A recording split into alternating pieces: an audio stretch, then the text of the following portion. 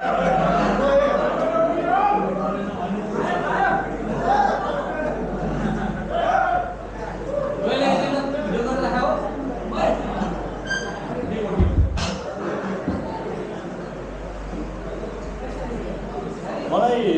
साहिल दाईको गीत सम्झिँदाखेरि एउटा गीत पनि मलाई याद आयो।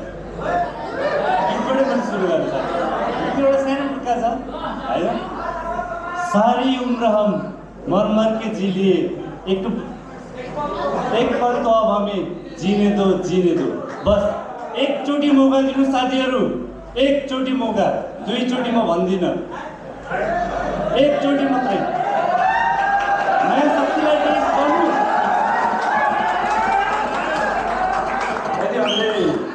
विशेष धन्यवाद हाम्रो निर्वाचन मण्डल, यो मलाई फोरम दिनुभएको छ। फेरि मेरो उम्मेदवारी अध्यक्षमै किन त भन्ने प्रसङ्ग कोट्याउनलाई चाहिँ उहाँले मलाई यत्रो ठुलो फोरम दिनुभएको छ। उहाँलाई विशेष धन्यवाद। साथीहरू, तपाईँहरूलाई मैले भन्नै पर्छ, मेरो उम्मेदवारी प्राकृतिक उम्मेदवारी हो साथीहरू। वरिष्ठ उपाध्यक्ष भएपछि जाने कहाँ, आउनु पर्यो अध्यक्षमा हो। साथीहरू, म तपाईँलाई एउटा कुरा पनि भन्छु होइन, मसँग नितान्त झोला छ, मैले भिर्ने झोला, जुन चाहिँ मैले एसियनको झोला बोक्छु, त्यो मेरो नितान्त झोला हो। जुन झोलाले मेरो परिवार पाल्छ, मेरो छोरो पाल्छ, मेरो बुढी पाल्छ, मेरो बुवा आमा पाल्छ। बस मेरो त्योभन्दा अरू केही त छैन। छ साथीहरू, छैन। झोला कमजोर भयो भने म कमजोर हुन्छु, मलाई थाहा छ। मेरो परिवारको पेट मर्छ, मलाई थाहा छ साथीहरू। म झोला बलियो गराउन आएको। झोला बलियो गराउने काम संस्थाको साथीहरू, संस्थाको। तपाईँको हाम्रो नितान्त काम भनेको डक्टरमा हुन्छ साथीहरू। डक्टर लेभलमा हाम्रो काम हुन्छ हो। हाम्रो दिनदिनै भेट्ने ठोकिने काम हाम्रो डक्टरमै हो। मलाई लाग्छ डक्टर लेभलमा सायद मेरो पनि राम्रो पहुँच छ होला, साथीहरू पनि धेरै राम्रो सम्बन्ध छ। मेरो स्पेसली मैले अहिले भर्खरै एनएमए गण्डकीका अध्यक्ष हाम्रो सुनिल पनेरू सर आउनु भएको थियो। उहाँसँग चाहिँ बाहिर पनि कुरा भएको थियो। उहाँसँग चाहिँ एउटा प्रतिबद्धता के भएको छ भने साथीहरू, म जानकारी गराउनुपर्छ। मैले अहिलेसम्म भनेको थिइनँ, मैले ड्यास पाएँ, मैले आज भने।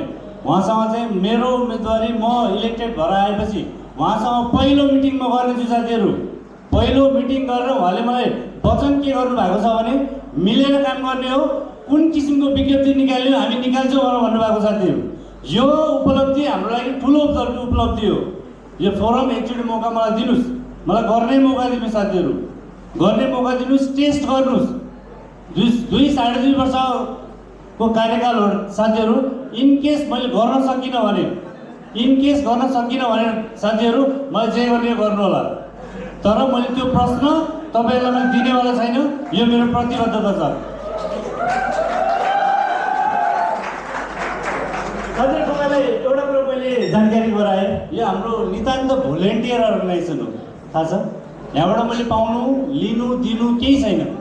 केही छ कसैले केही पाउँछ यो संस्थाबाट? छैन। यो संस्थामा हामीले समय दिनुपर्छ, संस्थाले चाहेको समय दिनुपर्छ। उसले गरेर संस्थाको प्रतिनिधित्व गर्दै गर्दाखेरि धेरै किसिमका खर्चहरू पनि होला पकेटदेखि। पाउनुपर्ने के छ, मैले सुनको डलर त पाउँदिनँ पक्कै पनि।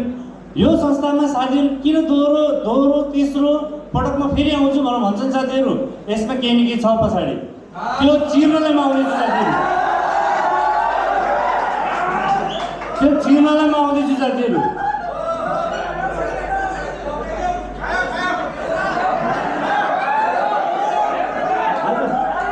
आज होइन साथीहरू, मलाई एकजना मित्रले भन्नुभएको थियो, त काम गर्ने मान्छे संस्थामा काम छैन तेरो, खालि झोला बोकेर हिँड्छस्, तैँले संस्था धान्न सक्छस्?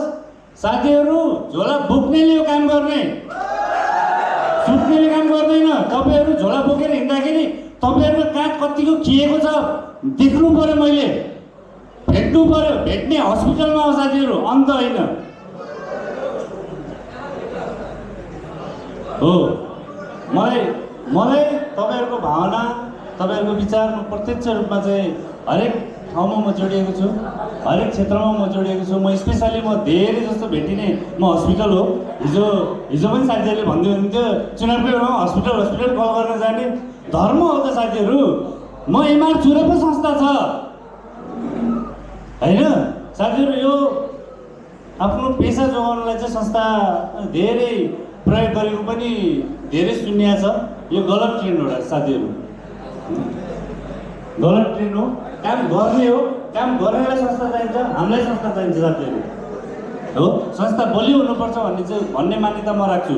र म तपाईँहरूलाई चाहिँ 2-4वटा कुरा मेरा एजेन्डाहरू पनि मैले तपाईँहरूलाई भन्छु। मैले गर्नुपर्ने कामहरू, हस्पिटलका कलहरू लथालिङ्ग छन्, तपाईँहरूलाई थाहा छँदैछ।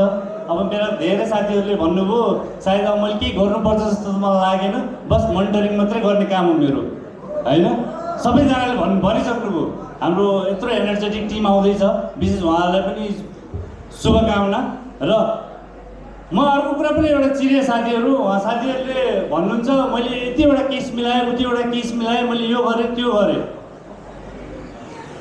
पद छ र त केस मिलाएको छ साथीहरू, व्यक्तिले मिलाएको थियो, पदले मिलाएको साथीहरू। यो कुरा बुझ्नुहोस्, तपाईँहरूले बुझ्न जरुरी छ।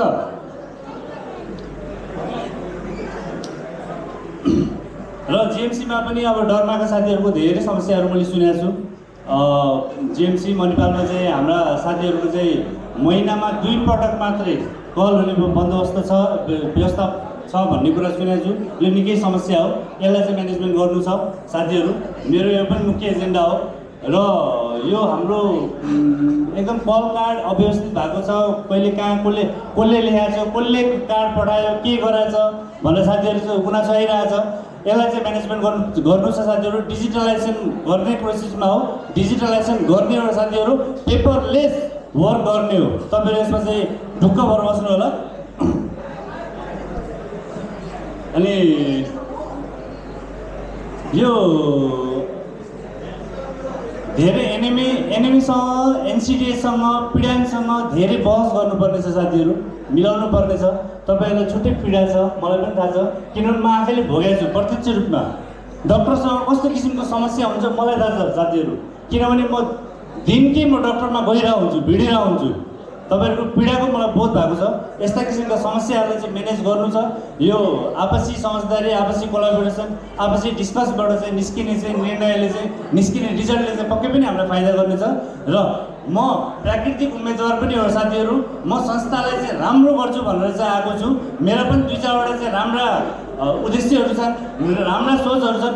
एकचोटि मात्र मौका दिनु साथीहरू, म दोस्रोचोटि म दोहोऱ्याउँदिनँ। मैले अहिले नै बाचा गरेँ साथीहरू। यो लेखेर राख्नुहोस्। सँगै हिँडेको साथी, सँगै मेरो पछाडि मेरा 17जना टिम मात्रै हुँदैनन्, मेरा पछाडि 400 जनाको टिम हुन्छ, एउटा जम्बो टिम हुन्छ। मलाई सबैजनाको चाहिँ पीड छ, चिन्ता छ। म अस्तिदेखि नै एकदम भावुक भएको छु साथीहरू। मलाई सबैजनाको यो अब मैले साथीहरूको चाहिँ समस्या कसरी हल गर्ने, कसरी साथीहरूलाई चाहिँ समस्याबाट मुक्त पार्ने भन्ने